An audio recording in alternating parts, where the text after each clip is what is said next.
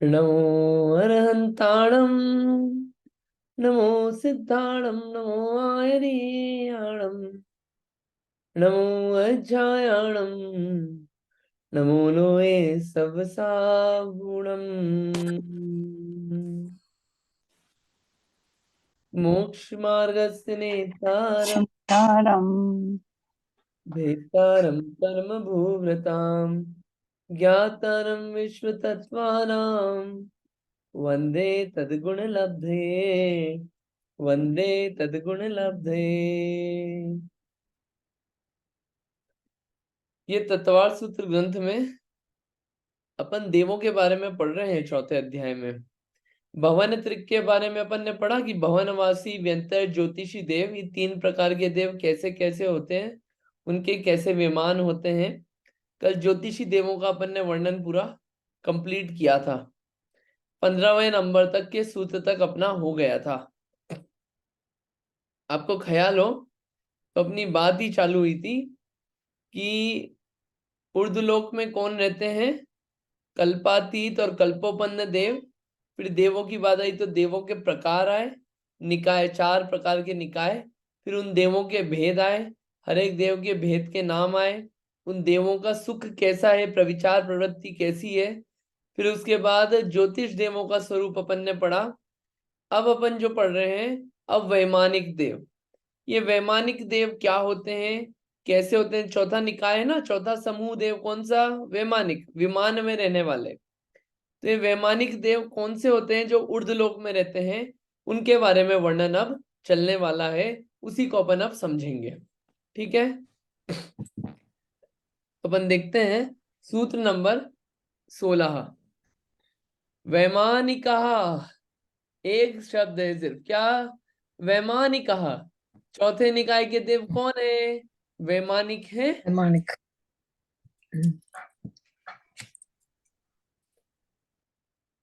चौथे निकाय के देव वैमानिक। ठीक, वैमानिक। ये जब दो मात्रा होती है तो वैमानिका पढ़ते हैं, एक मात्रा होती है तो वैमानिका पढ़ते हैं, और मात्रा नहीं हो तो वमानिका। तो डबल मात्रा है तो वैमानिका, और आखिरी में तो डॉट है तो विसर्ग, वैमानिका। यानी कि चौथे निकाय के देव कौन से हैं? वैमानिक हैं। आसान है ये, इनकी डिटेलिंग आएगी। अब वैमानिक देवों में प्रकार बताने, कितने प्रकार के होते हैं? सूत्र आया है। कल्पोपन्ना, कल्पातीताश्च। क्या है? कल्पोपन्ना, कल्पातीताश्च। आसान शब्द क्या है? दो शब्द हैं अब इसमें, पहले एक शब्द था, अब दो शब्द। कल्पोपन्न और कल्पातीत। तो कल्पोपन्ना और कल्पातीताश्च, च च च यानी कि और, यानी कि कल्पोपन्न और कल्पातीत, ऐसे दो प्रकार हैं किनके? वैमानिक देवों के, कल्पोपन्न और कल्पातीत। ख्याल रहेगा ये तो 16-17 नंबर का सूत्र याद हो जाएगा अभी। अब सवाल आता है कि कैसे हैं? उर्दुलोक में तो ये आपने बताया वैमानिक देव दो प्रकार के हैं, लेकिन ये कैसे स्थित हैं? तो सूत्र आया, ऊपरी ऊपरी। ये ऊपरी ऊपरी, ये जो मिलके लिखा है ना, ये ऐसा लिखा है, ऊपरी ऊपरी, मिलाया दोनों को। सरस्वती से बात करी नहीं है, कुछ करी नहीं है। क्या कुछ बोल रहे हैं आप? अच्छा ठीक है। ये जो सूत्र है ना, ये क्या है? ऊपरी ऊपरी, यानी कि ऊपरी प्लस ऊपरी मिला के क्या हो गया? ऊपरी ऊपरी। यानी कि ये जो विमान है देवों के, ये जो देव है कैसे हैं? ऊपर ऊपर स्थित हैं। ऐसा ये ऊपर ऊपर रहते हैं, यानी कि पहले स्वर्ग, फिर आगे उसके आगे के स्वर्ग, फिर आगे के स्वर्ग, फिर आगे के विमान, फिर आगे के विमान, फिर आगे के विमान। ऐसे कैसे हैं? ऊपर ऊपर ऊपर स्थित हैं। फोटो देखते हैं, थोड़ा जल्दी क्लियर होगा फोटो से। देखिए दिखाते हैं फोटो। ये देखिए, ये लिखा है ना, ये ऊपर ही ऊपर ही, ये देखिए, ये स्वर्ग, फिर ऊपर, फिर ऊपर, फिर ऊपर, फिर ऊपर, ऐसे बताया कि ऊपर ही स्थित है। ठीक है, वैमानिक देवों का बेसिक अपने को इन्फॉर्मेशन क्लियर हो गई अभी तक? यहां तक सबको पढ़ना भी आ गया? हाँ, 3 सूत्र हैं। वैमानिक देव चौथे निकाय के हैं, कल्पोपन्न और कल्पातीत उनके 2 भेद हैं, और ये कैसे है, ऊपर ऊपर स्थित है। कोई ऐसा नहीं समझे कि लाइन में स्थित है सारे, नहीं, एक के ऊपर एक के ऊपर एक स्थित है, ऐसा इसको जानना। ठीक है, अब ये विमानों का डिटेल्ड वर्णन चलेगा, उसी को अपन थोड़ा यहाँ पे सूत्र के आधार पे समझ लेते हैं। ठीक है, समझते हैं उससे पहले आप लोगों को सूत्र पढ़ना है तो पढ़िए, किसी को पढ़ना है सूत्र, तीनों सूत्र पढ़िए, फिर आगे का पढ़ेंगे अपन।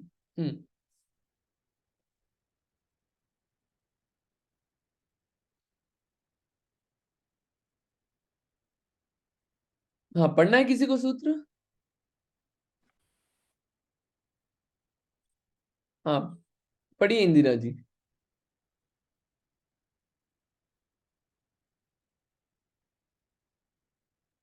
आप म्यूट पे हैं, आपकी आवाज नहीं आएगी। ओके, जय जिनेन्द्र। 16वां सूत्र वैमानिकाः, 17वां सूत्र कल्पोपपन्नाः कल्पातीताश्च, 17वां 18वां उपर्युपरि 18वां। बढ़िया, और किसी को पढ़ना है?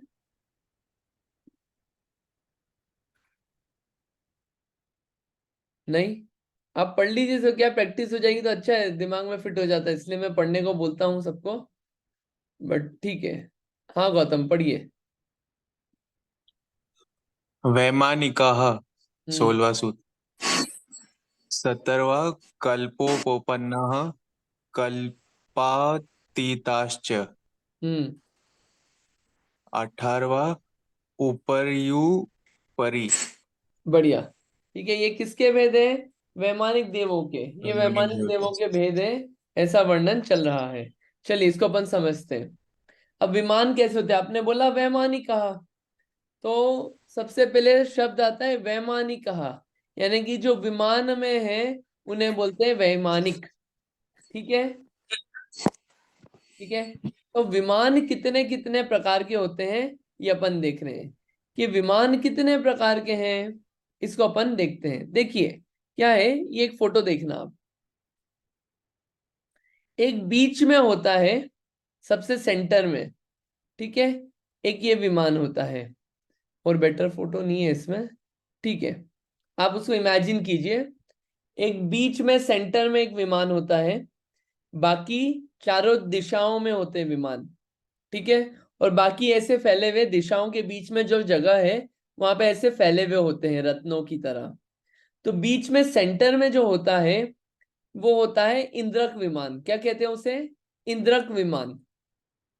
इंद्रक विमान यानी कि मेन विमान जो है। फिर जो चारों डायरेक्शंस में जो है उसे कहते हैं श्रेणीबद्ध। क्या बोलते हैं? श्रेणीबद्ध या कतारबद्ध, यानी कि जो लाइन से है विमान उसे बोलते हैं श्रेणीबद्ध। और तीसरे हैं प्रकीर्णक। प्रकीर्णक यानी कि बिखरे हुए जो विमान होते हैं, सब ऐसे ही रत्नों की तरह बिखरे हुए डायरेक्शन में, उन्हें कहते हैं प्रकीर्णक विमान। ये तीन नाम ख्याल रहेंगे अपने को।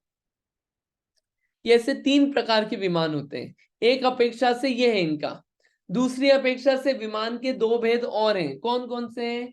एक है विक्रिया से उत्पन्न और एक है स्वभाव से उत्पन्न।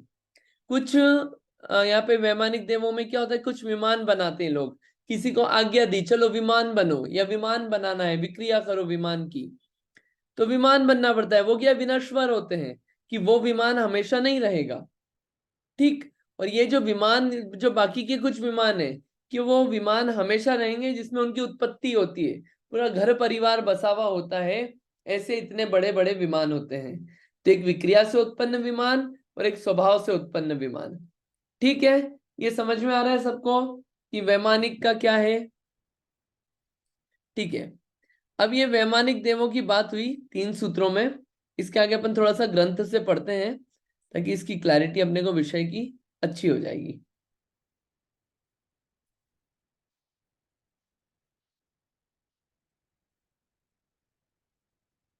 ये रहा सूत्र नंबर। हाँ जी, बोलिए रीता आंटी जी। नहीं, मैंने तो अब पढ़ने के लिए हैंड रेज किया था। अच्छा, बिल्कुल। हाँ। अच्छा, एक मिनट में। हाँ, देवों के विमान तो बहुत बढ़िया बढ़िया बने होते हैं, उसको डिटेल में नहीं पढ़ रहे अपन कि उसमें बहुत मणियां वगैरह लगी होती है। ऐसे सुंदर विमान होते हैं। ये 3 प्रकार के विमान मैंने बताई दिए जो यहाँ लिखे हुए हैं, विमान के प्रकार, इंद्रक, श्रेणीबद्ध और प्रकीर्णक। ये मैंने पूरा समझा दिया है, तो इसको रीड नहीं कर रहे अपन। आगे का पढ़ते हैं कि कल्पोपन्न देव किसे कहते हैं, और ये आगे का पढ़ते हैं अपन। ये पढ़िए, कल्पोपन्न और कल्पातीत। हाँ, ये पढ़िए। प्रश्न नंबर 1, कल्पोपन्न देव किसे कहते हैं? इंद्र आदि 10 प्रकार की कल्पनाएं जिनमें पाई जाए वे कल्पोपन्न देव है। हाँ, इंद्र आदि की 10 प्रकार की है कल्पनाएं। वो 10 प्रकार पढ़े थे ना अपन ने, इंद्र, सामानिक, पारिषद, पढ़ा था ना, प्रकीर्णक, हाँ, आभियोग्य, किल्विषक, ये सब पढ़े थे। ये सब क्या है? ये कल्पोपन्न देव। वहां पे कल्पना है ना ऐसे वेदों की, इसलिए इसको क्या बोलते हैं? एक प्रकार के देव कल्पोपन्न। और कल्पातीत, जहां पे ऐसे 10 प्रकार की कल्पनाएं नहीं होती है देवों में। सब देव अपने अपने आप में इंद्र होते हैं, कोई किसी के ऊपर नीचे नहीं है। वो क्या कहलाते हैं? कल्पातीत देव। ऐसे 2 प्रकार के होते हैं। ये पढ़िए आगे का। और ये स्वधर्म से अच्युत स्वर्ग पर्यंत स्वर्गों में रहने वाले वैमानिक देव कल्पवासी कहलाते हैं। मिथ्यात्व से मलिन बाल तप करने वाले तापसियों के अतिरिक्त अकाम निर्जरा से युक्त सॉरी। अकाम निर्जरा से युक्त बंधन बद्ध निर्तिर्यंज भी ऐसे देव होते हैं। ये सौधर्म से लेके अच्युत स्वर्ग तक आगे नाम आएंगे, 16 स्वर्ग तक। वो क्या कहलाते हैं? कल्पोपन्न। कल्पातीत देखते हैं, कल्पातीत देव किसे कहते हैं, ये भी पढ़िए। कल्पातीत देव किसे कहते हैं? कल्पातीत देव किसे कहते हैं? जहाँ पर इंद्र आदि की कल्पना नहीं है, सभी अहम इंद्र हो, वे कल्पातीत है। 9 ग्रैवेकक, 9 अनुदिश तथा 5 अनुत्तर विमानवासी देव कल्पातीत है। यह अहम इंद्र होते हैं। संसार के सर्वाधिक सुखों को पाकर भी विरागी होते हैं। हाँ, ये जो स्वर्ग है इनमें क्या है? ये सब अहम इंद्र है, और यहाँ पे इनको सब प्रकार के सुख हैं, लेकिन फिर भी ये विरागी जैसे जीवन जीते हैं वहां पे स्वर्ग में भी। एक बात। दूसरी बात, वहां पे देवांगनाएं नहीं होती है, सिर्फ क्या होते हैं? देव होते हैं। ये अपन ने बात पढ़ी थी। ये अहमिंद्र शब्द आ रहा है बार बार। अहमिंद्र किसे कहते हैं? अहमिंद्र की क्या क्या विशेषताएं होती है, ये पढ़िए। अहमिंद्र किसे कहते हैं, पढ़िए। प्रश्न नंबर 5, अहम इंद्रों की क्या क्या विशेषताएं हैं? ये देव मैं ही इंद्र हूँ ऐसा मानने वाले हैं, और असूया, पर निंदा, आत्मश्लाघा, आत्म प्रशंसा, मत्सर से दूर रहते हुए केवल सुखमय जीवन बिताते हैं। ये महाद्युतिमान, समचतुरस्र, संस्थान, विक्रिया रुद्धिधारी, अवधि ज्ञानी, निष्प्रविचारी एवं शुभ लेश्याओं वाले होते हैं। ये हंस के समान श्वेत शरीर को धारण करते हैं, एक हाथ ऊंचे होते हैं। ये केवल सुखमय होकर हर्ष युक्त होते हुए निरंतर क्रीड़ा करते रहते हैं। समझ में आया अहम इंद्र क्या होता है?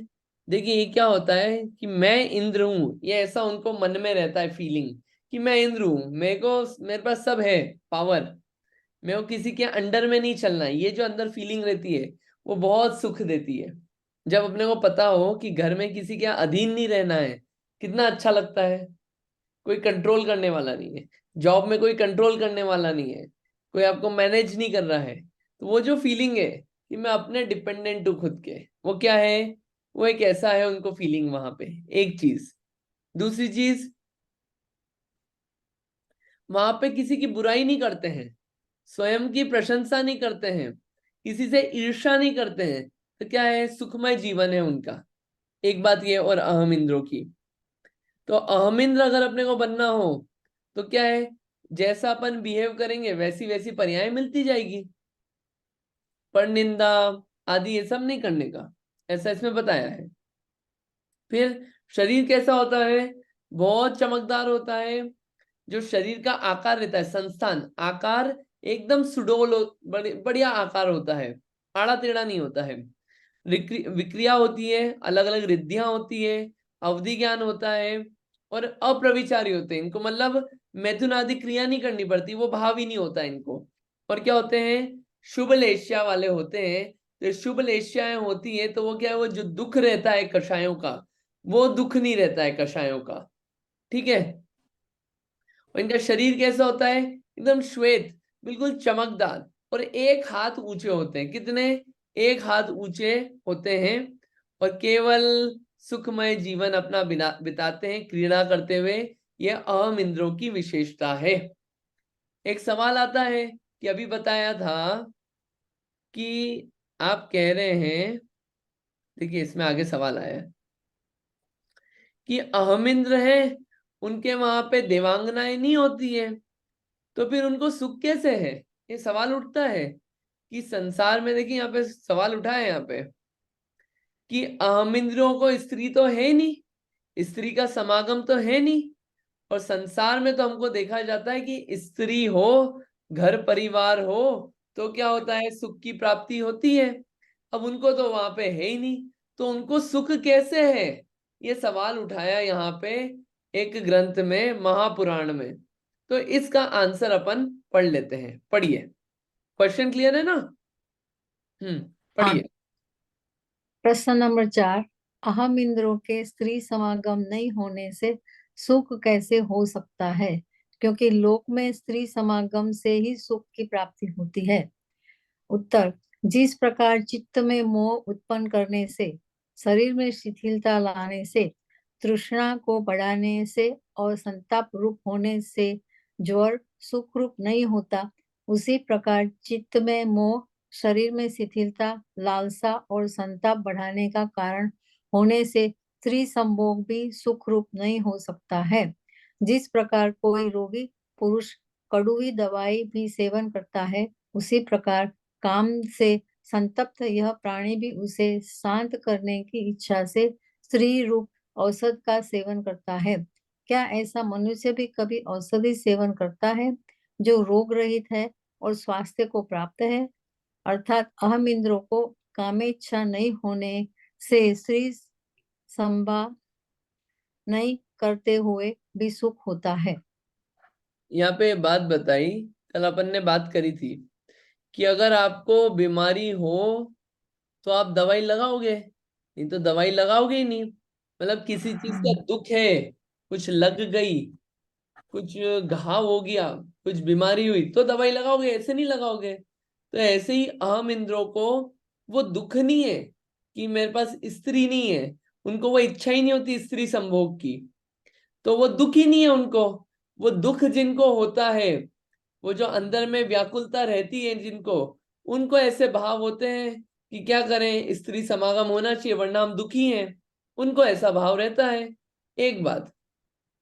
दूसरी बात, ये सब क्या है कि चित्त में और मोह को बढ़ाता है, मोह ममत्व परिणाम को और अंदर में बढ़ाता है, और क्या करता है, शरीर में शिथिलता भी लाता है।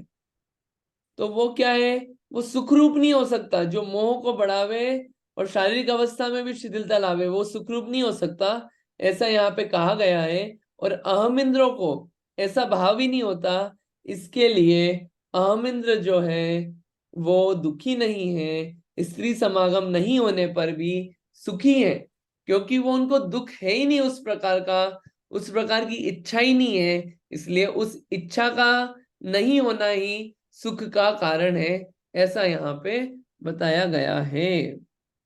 ये बात समझ में आई थोड़ा सा कि क्या बोल गए यहाँ पे। ठीक है, आगे देखते हैं अपन। जी। ये अपन आगे देखते हैं अब कि सवाल उठता है कि ऊपर ही बता दिया, अब हमको नाम बताओ कि कल्पोपन्न देवों के नाम क्या है स्वर्ग के, ये नाम बता दो तो थोड़ा और आगे समझ में आ जाएगा। तो एक सूत्र लिखा, सूत्र नंबर 19। इस सूत्र में सारे नाम आ जाएंगे स्वर्ग के। क्या है, सौधर्मेशान सानत कुमार माहेंद्र, ब्रह्म ब्रह्मोत्तर, लांतव कापेष्ट, शुक्र महाशुक्र, शतार सहस्तारेश्वानत, प्राणत योरारणाच्युत योर नवसु ग्रेविकेशु विजय वैजयंत जयंता पराजितेषु सर्वार्थ सिद्धौ च। 3 लाइन का सूत्र है, थोड़ा बड़ा है लेकिन अच्छा है। एक बार धीरे धीरे बोलते हैं इसको, नाम क्लिक होंगे तो समझ में आ जाएगा। शब्द पे ध्यान देना। सौधर्म, फिर उसमें एक ही मात्रा है और शान मिला हुआ है, उसको तोड़ा तो क्या आएगा? ऐशान। सौधर्म ऐशान। फिर सानत कुमार तीसरा, फिर चौथा महेंद्र। ये जो पहला शब्द है इसमें 4 नाम आ गए। कौन कौन से?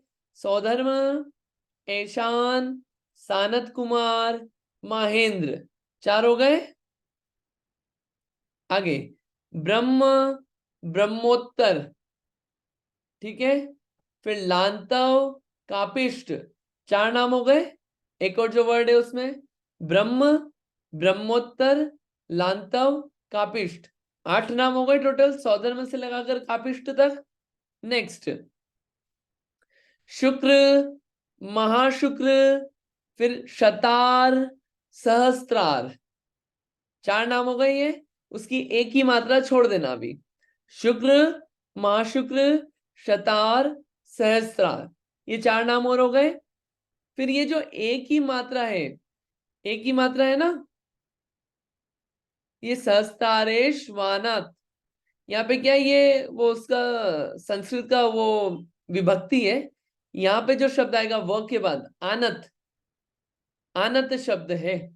आनत, प्राणत, ठीक है, प्राणतयोर, ठीक है। फिर उसके बाद शब्द क्या है? राग, रा है ना, रा, उसका आ ले लेंगे, आरण। फिर आ है अच्युत, ठीक है। क्या क्या नाम है? आनत, प्राणत, आरण, अच्युत, ठीक। आनत, प्राणत, आरण, अच्युत, ठीक है। Achyut your, your. फिर नवसु, नवसु यानी कि 9। नवसु कौन? ग्रेविकेशु, 9 ग्रेविक। फिर विजय, वैजयंत, जयंता पराजितेशु, ये तोड़ेंगे अपन। विजय, वैजयंत, जयंत, अपराजित, अपराजितेशु, अपराजित नाम है।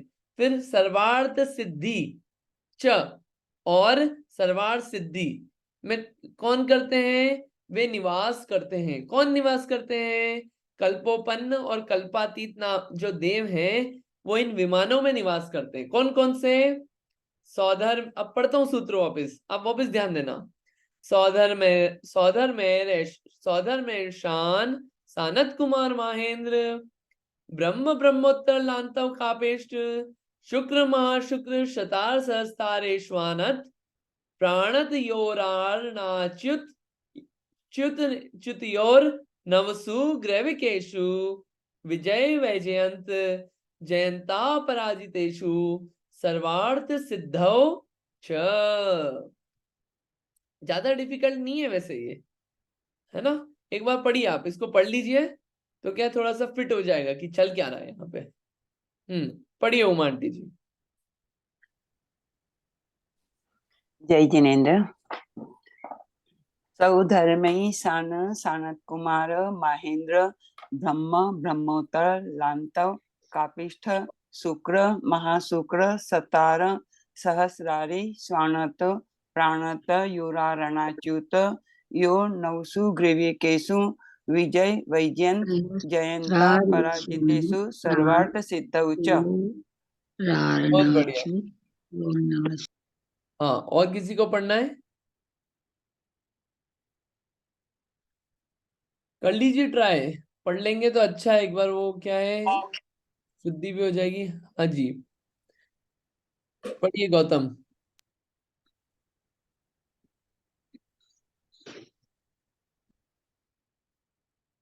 गौतम अनम्यूट कर लेना अपने आप। हाँ, ट्राई करता हूँ।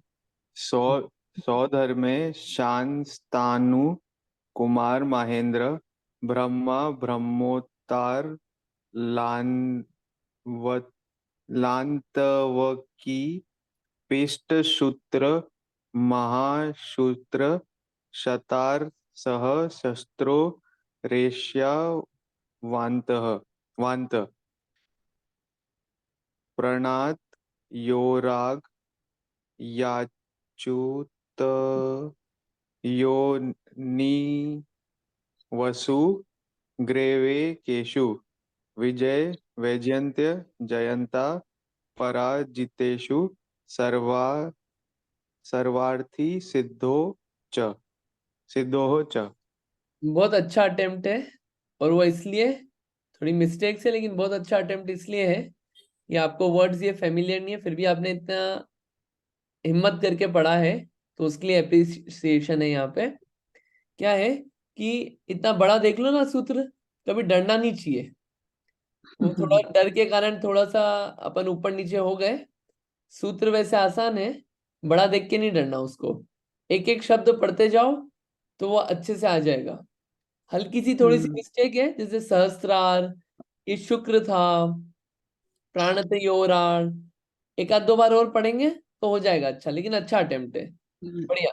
70% ऑलरेडी देयर। हाँ जी, पढ़िए इंदिरा जी। हाँ, सौधर्मेशान सानत कुमार माहेंद्र ब्रह्म ब्रह्मोत्तर लांतव कापिष्ट शुक्र महाशुक्र सतार सहस्रारे श्वानत प्राण तयोरारणा च्युत योन वसु द्रैवे केशु विजय वैजयन जयंता पराजितेषु सर्वार्थ सिद्धौ च। बढ़िया, बहुत बढ़िया, थैंक यू। ठीक है, अच्छा है।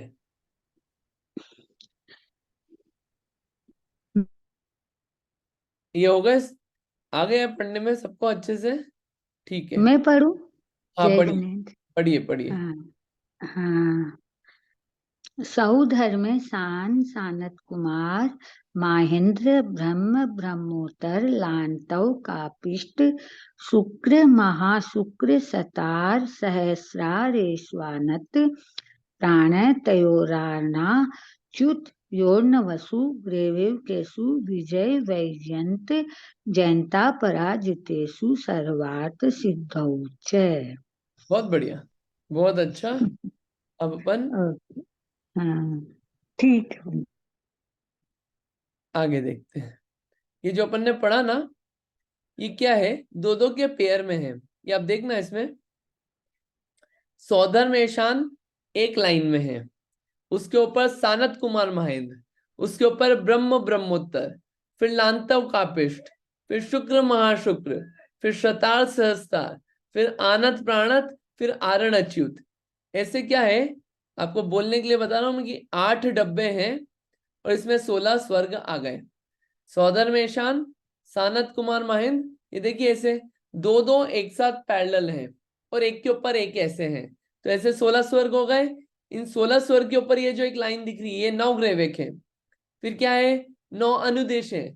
फिर क्या है, 5 अनुत्तर है। ऐसे ये विमान बने हुए हैं, ग्रेवेक, अनुदेश, अनुत्तर। ठीक है, हाँ जी, बोलिए उमांटी जी। इस सूत्र में नव अनुदिश का वर्णन नहीं है। विजय वैजयंत जयंत अपराजितेषु सर्वार सिद्धौ च। ये क्या, ये 9 अनुदिश का, हाँ इसमें नाम नहीं आया, हाँ नाम नहीं आया। जी। आगे आ जाएगा।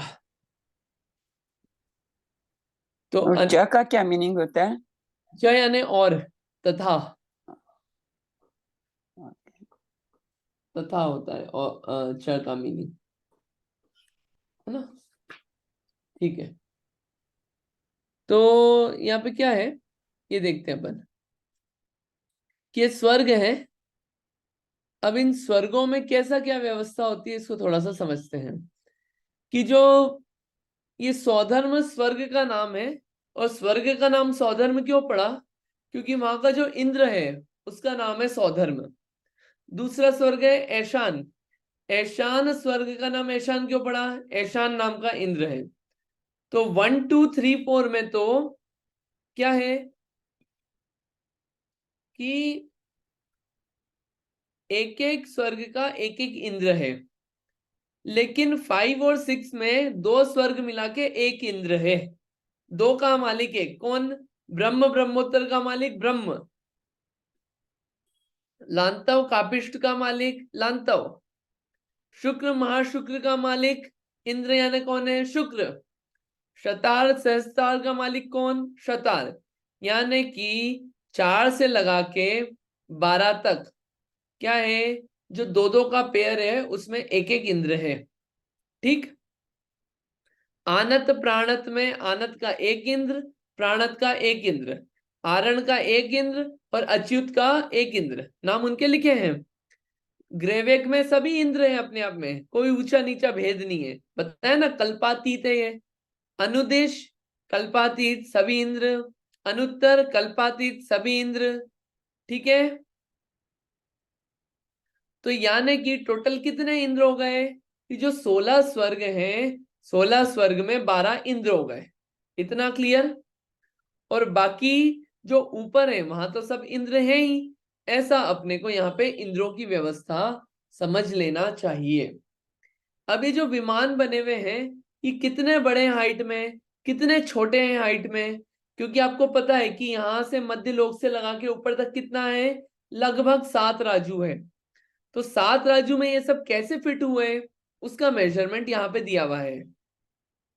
देखिए जो पहला स्वर्ग है वहां पे 1.5 राजू से कुछ कम है, अप्रोक्सीमेटली 1.5 राजू है। कितना बचा? 5.5 राजू बचा। फिर 1.5 राजू किसको मिल गया? तीसरे चौथे स्वर्ग को, जो हाइट है। ठीक है। तो कितना बचा? 4 राजू बचा। ठीक है, 4 राजू बचा। फिर क्या है, जो 5वां छठा है उसमें लगभग आधा राजू हो गया, 3.5 बचा। अब आगे का देखिए आप, 1 2 3 4 5, ये आधा आधा राजू 5 बार है, यानी कितना? 2.5 राजू और गया। कितना बचा? कितना बचा? लगभग लगभग अपना 2.5 राजू और गया 3.5 में से, तो कितना बचा? लगभग 1 राजू। लगभग 1 राजू। और कुछ कम था ना ऊपर भी, तो लगभग 1 राजू से थोड़ा सा ज्यादा बचा है, हल्का सा 1 राजू के बराबर। तो जो बचा वो काय में गया? ग्रेवेक अनुदिश अनुत्तर में। यानी ज्यादा जगह जो है वो नीचे के स्वर्गों में है, ऊपर के स्वर्गों में जगह कम है। क्यों? क्योंकि ऊपर के स्वर्गों में जाना डिफिकल्ट है, इसलिए वहां पे जगह कम है। नीचे के स्वर्ग में जाना आसान है, ये बात अपने को ख्याल रखनी चाहिए। ऊपर जाना डिफिकल्ट होता है एज कंपेयर टू नीचे, अच्छे काम करना डिफिकल्ट होता है, इसलिए वहां पे जगह कम होती है। एक बात। दूसरी बात, ऐसे ही नरक में देखना आप कि क्या है कि 7वें स्वर्ग में जाने के लिए ज्यादा मेहनत, 7वें नरक में जाने के लिए ज्यादा मेहनत चाहिए एज कंपेयर टू पहले नरक। तो पहले नरक में ज्यादा बिल है और लास्ट वाले नरक में 5 ही बिल बचे, बिल कम हो गए, जीव कम हो गए 7वें नरक में। और यहाँ पे 16वें स्वर्ग में देव कम है, अनुदेश अनुत्तर में देव कम है। ऐसा इसको अपने को समझना चाहिए, स्पेस उस हिसाब से अलोकेट हुई है। ठीक है। अब यहाँ पे क्या है कि जो स्वर्ग है यहाँ पे ऐसा नहीं कि ये बस 1.5 राजू है, यहाँ पे भी फ्लोर बने हुए हैं। अपन जाते ना डाउनटाउन वगैरह हाई राइज बिल्डिंग देखने, यहाँ पे भी क्या है, फ्लोर्स बने हुए हैं। जैसे नरक में भी पटल बने हुए ना, फ्लोर्स, यहाँ भी फ्लोर बने हुए हैं। तो पहले स्वर्ग में 31 फ्लोर हैं, फिर पहले दूसरे में, तीसरे चौथे में कितने हैं? 7 फ्लोर हैं, फिर 4 फ्लोर हैं, फिर 2 फ्लोर, फिर एक एक फ्लोर, फिर 6 फ्लोर। आरण अच्युत, आनत प्राणत आरण अच्युत को मिला के 6 फ्लोर। फिर ग्रेवेक में, ग्रेवेक तो 9 होते हैं इसलिए 9 फ्लोर बने हुए हैं। अनुदिश अनुत्तर एक लाइन में होते हैं इसलिए फ्लोर सिस्टम ही नहीं है, एक ही है। ऐसे टोटल 16 प्रस्तार है, 16 पटल है, ऐसा अपने को समझना चाहिए। ये क्लियर है कैसे बने हुए हैं, कैसी व्यवस्था है 16 स्वर्गों की? ये यहाँ पे अपने को विशेष समझने लायक है। क्या देखना इसी बात को, और आ रहा है ना समझ में? कोई दिक्कत तो नहीं, कोई समस्या तो नहीं यहाँ पे समझने में? कोई डाउट हो, क्लैरिटी नहीं हो तो आप बोलना कि नहीं समझ में नहीं आ रहा है। तो अपन ने देख लिया स्वर्ग के नाम, इंद्र कौन कौन है, हाइट क्या है, टोटल 7 राजू से कुछ कम है, और टोटल 63 पटल है। अब 63 पटल है तो एक एक स्वर्ग में विमान कितने, क्योंकि आपने पीछे बताया कि विमान है, इंद्रक विमान, श्रेणीबद्ध विमान, और कौन से हैं, प्रकीर्णक विमान। तो विमान टोटल कितने हैं? तो देखिए यहाँ पे दिया हुआ है, टोटल 63 विमान है, पटल है। विमानों की संख्या कितनी हो गई? स्वधर्म स्वर्ग में विमान है, कितने हो गए ये? 32 लाख विमान। और ईशान स्वर्ग में 28 लाख विमान। इतने विमान हैं, कितने हो गए? 60 लाख विमान हो गए ये। और सानत कुमार महेंद्र में कितने हो गए? 12 और 8 20 लाख विमान। यानी 80 लाख विमान तो पहले, दूसरे, तीसरे, चौथे स्वर्ग मिला के हो गए 80 लाख विमान। अब बाकी जो बचे विमान वो ऊपर ऊपर जाके कम होते जा रहे। क्यों? क्योंकि ऊपर देवों की संख्या कम हो जाती है, इसलिए ऊपर विमान भी कम हो जाते हैं। टोटल विमान कितने हैं ये? 84,97,023। ये यूनिट देख के आपको कुछ याद आ रहा है? 84,97,023। ये देख के आपको कुछ याद आ रहा है कि ये कौन सा नंबर है? पहले बताया है ये नंबर क्या है? किसी को ख्याल है? ये जी बताइए। ऊपर के उसमें इतने अकृत्रिम चैत्यालय हैं बहुत बढ़िया। अपन ने बताए थे ऊर्ध्वलोक में। लोक में अकृत्रिम चैत्यालय, जिसमें कि अधोलोक में है, मध्यलोक में है। अधोलोक में कितने हैं? 7,72,00,000। मध्यलोक में कितने हैं? 458, 458। और ऊपर केस में कितने बचे? ऊपर केस में इतने हैं, 84,97,023। समझ में आ रहा है ये? ऐसा तो नहीं कि मैं बताए जा रहा हूँ, बोले जा रहा हूँ, लेकिन क्लैरिटी नहीं हो रही है। समझ में आ रहा है ना सब अच्छे से? हाँ, इसको ख्याल रखना आप। ये विमान है इतने, इन विमानों में अकृत्रिम चैत्यालय है। यह कृत्रिम चैत्यालयों का काउंट है कहाँ पे? ऊर्ध्वलोक में। ऐसा इसको अपने को समझना चाहिए, जानना चाहिए। ठीक है? जो पटल आए ना ऊपर 31 पटल, देखिए कैसे होते हैं ये पटल है 31, है ना? ये पहले दूसरे स्वर्ग के मिला के 31 पटल है। तो ये इंद्रक विमान, ये विमानों का ऐसे ये क्या है? ये पटल का स्ट्रक्चर है, ऐसा पटल का स्ट्रक्चर है। बीच में जो होता है वो क्या होता है? इंद्रक विमान होता है। ऐसा इसको समझ लेना चाहिए। आपको ऊपर नाम आए थे 9 अनुदिश और 5 अनुत्तर। ये 5 अनुत्तर ऐसे हैं, ऐसे फैले हुए। ये फ्लोर नहीं है इसमें, ये क्या है, ये ऐसे एक ही लाइन में है लेकिन ऐसे बने हुए हैं, 4 डायरेक्शन में और एक बीच में। और 9 अनुदिश में 8 ऐसे और बीच में एक ऐसे, 9 अनुदिश बने हुए हैं। ऐसा उनका फैलाव है, ऐसे बने हुए हैं। ऐसा अपने को समझ लेना चाहिए। क्लियर है ये? चलिए ये पढ़िए, इसको रीड करना है किसी को? अच्छी इंफॉर्मेशन लिखी है यहाँ पे, विशेष बातें लिखी है, किसी को पढ़ना है?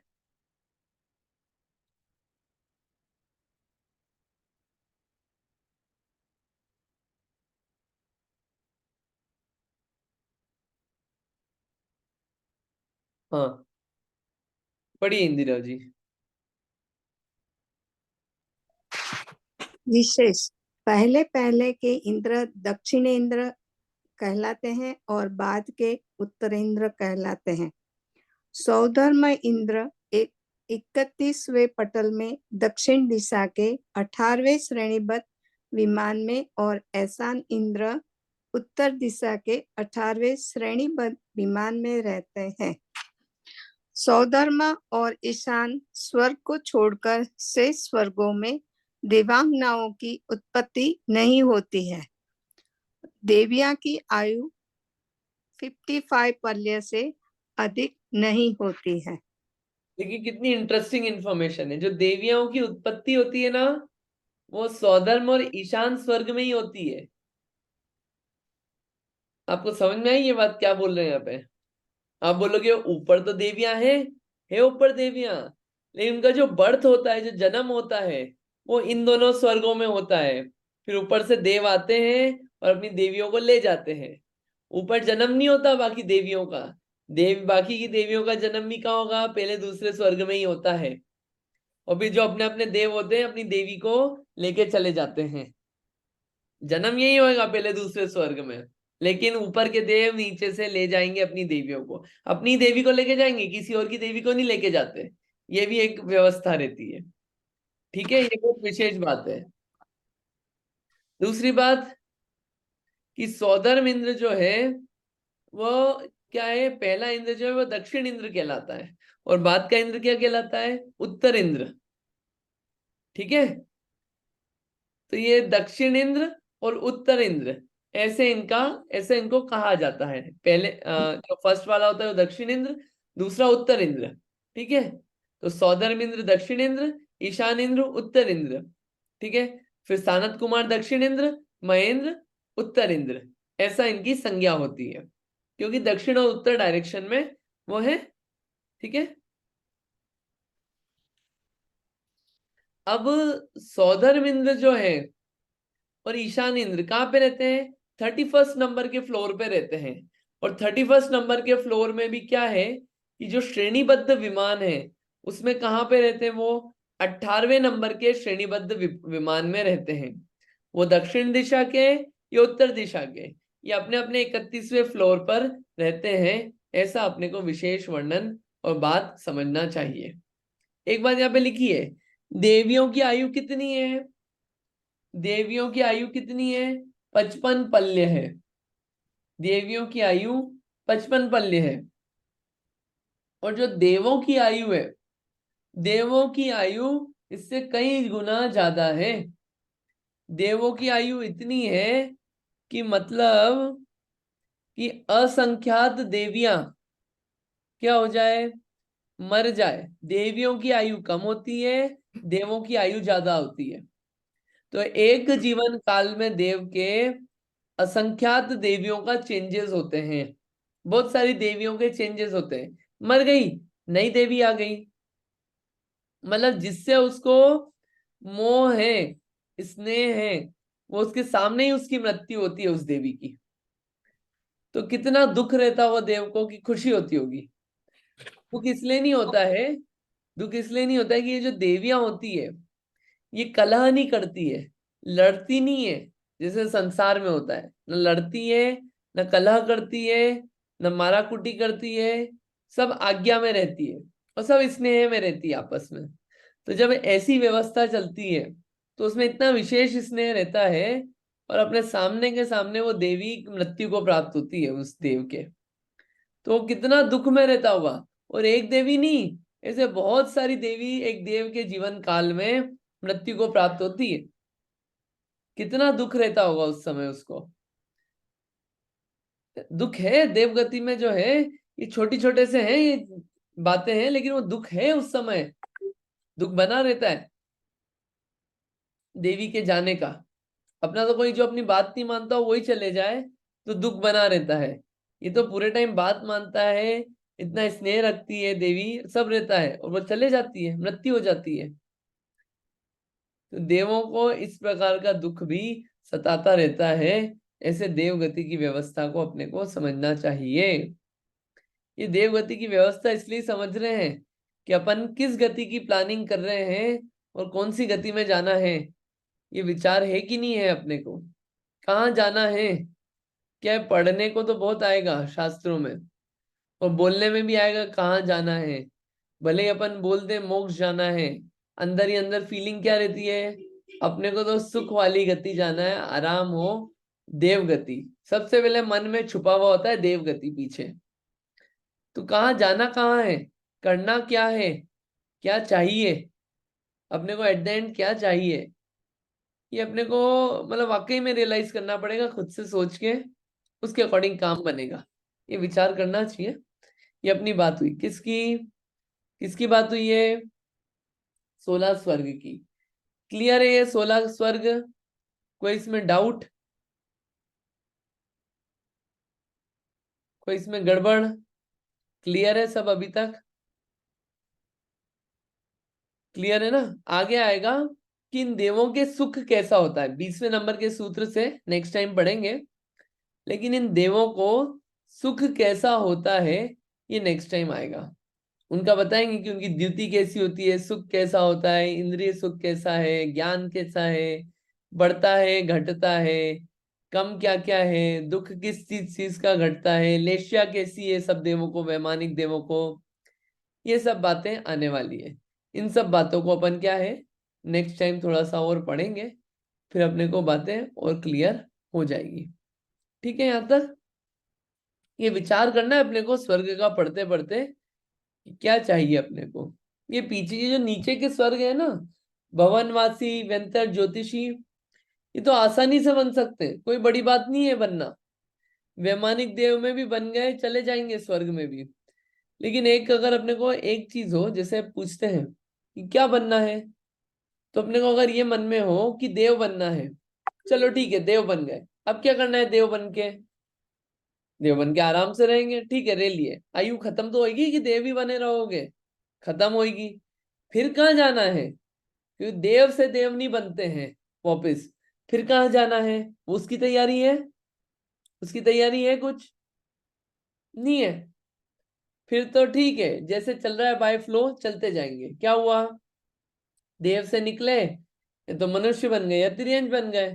तिर्यंश बन गए तो चले गए कहीं, मनुष्य बन गए तो चले गए कहीं कुछ।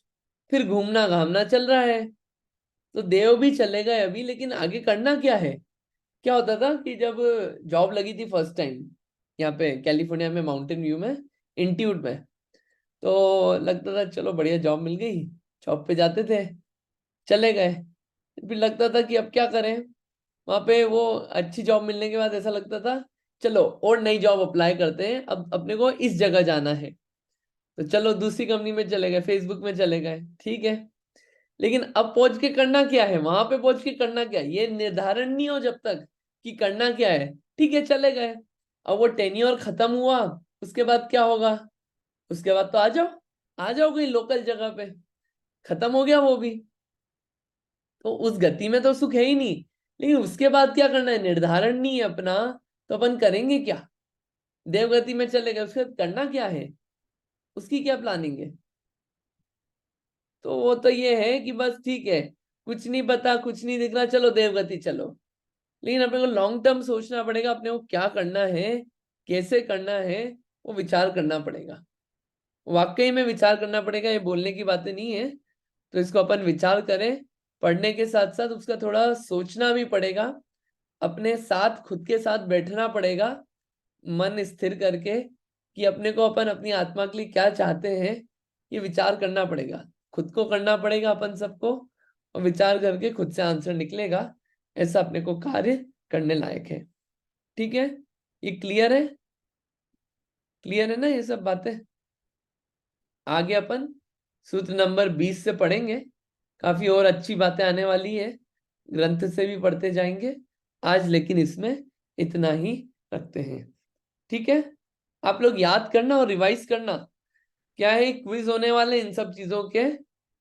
हाँ, किसी का कोई क्वेश्चन है बोलिए, हैंड रेस किया है आपने। हाँ, मैं जसवंत बोलता हूँ उमा जी के वहाँ से। हाँ जी हाँ, बोलिए बोलिए।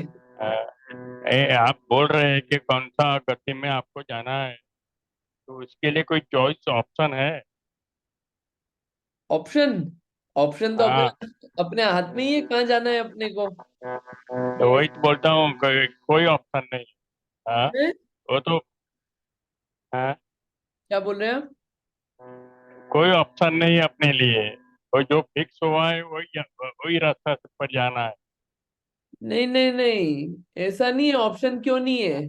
अगर ऑप्शन नहीं हो तो कौन डिसाइड कर रहा है ये अपने हाथ में ही है कि अपन कहाँ जाना चाहते हैं। अपन जिस तरह के बंद करेंगे, जिस तरह के भाव होंगे, उस तरफ अपना जाना होगा, उस तरफ गमन होगा इस जीव का। ठीक है, अपन ठीक इसको है। छोड़ नहीं सकते कि जो हो गया हाँ चले जाएंगे। आता है ना, आश्रव के कारण, आयु के आश्रव के कारण वो अपने को देखना पड़ेगा, उस हिसाब से कार्य करना होगा। ठीक ठीक है। Okay okay, thank you. चलिए इतना रखते हैं, फिर अपन थोड़ा सा अलौकिक गणित भी